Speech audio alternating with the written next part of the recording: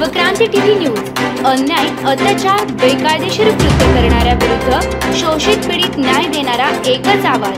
Shivkranti TV Dinbandhu news संपादक सत्यशोधक शंकरराव लिंगे 73 87 37 78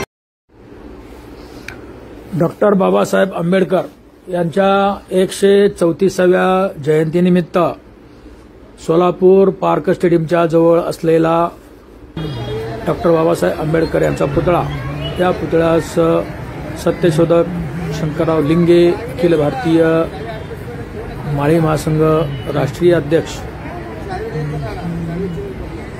doctor Babasaheb Ambedkar यांच्या पुतळ्यास पुष्पांजली वाहून अभिवादन केले, जनतेस शुभेच्छा दिल्या।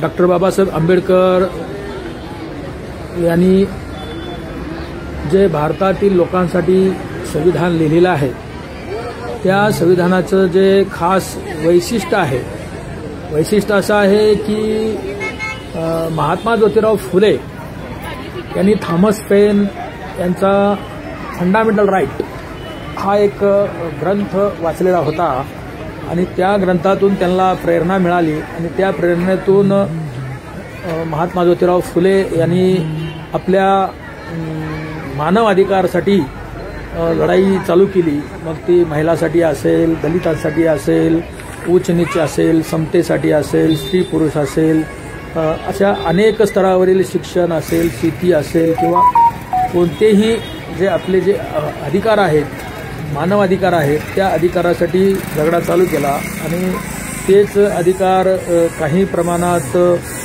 शाहू महाराज यांनी 1902 साली आपल्या कोल्हापूरच्या संस्थांमध्ये लागू केले। शिक्षणासाठी किंवा आरक्षणासाठी महात्मा ज्योतिराव फुले यांनी ज्या शिफारशी केल्या होत्या त्या लागू केल्या। पाणी अडवा, पाणी जिरवा या शिफारशी लागू केल्या।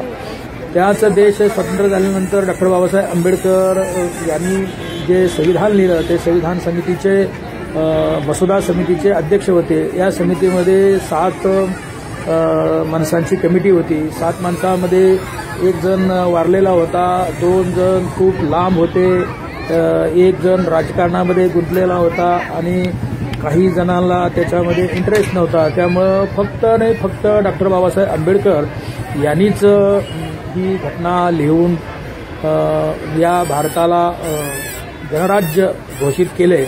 तर डॉक्टर बाबासाहेब आंबेडकरांनी जी घटना लिहिली आहे ती त्याच्यामध्ये 395 कलम आणि 395 कलम लिहिण्याचा एक कारण म्हणजे महात्मा ज्योतिराव फुले यांनी पहिला महिलांचा जो अधिकार होता, शिक्षणाचा अधिकार, तो पहिल्यांदा भिलेवाड्यामध्ये 1 जानेवारी 1848ला जी पहिली मुलींची शाळा चालू केली, त्या शाळेचा घर नंबर जे होता तो 395।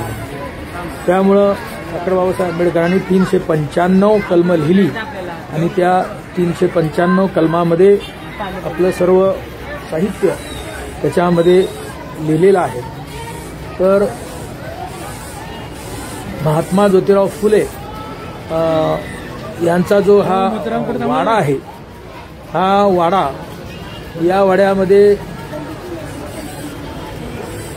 जी ही विहीर आहे, ही विहीर त्यावेळेला महात्मा ज्योतिराव फुले यांनी ती अस्पृश्यासाठी खुली केलेली होती। म्हणजे त्यांचा एक पिण्याच्या पाण्याचा अधिकार त्या ठिकाणी महात्मा ज्योतिराव फुले यांनी बहाल केलेला होता।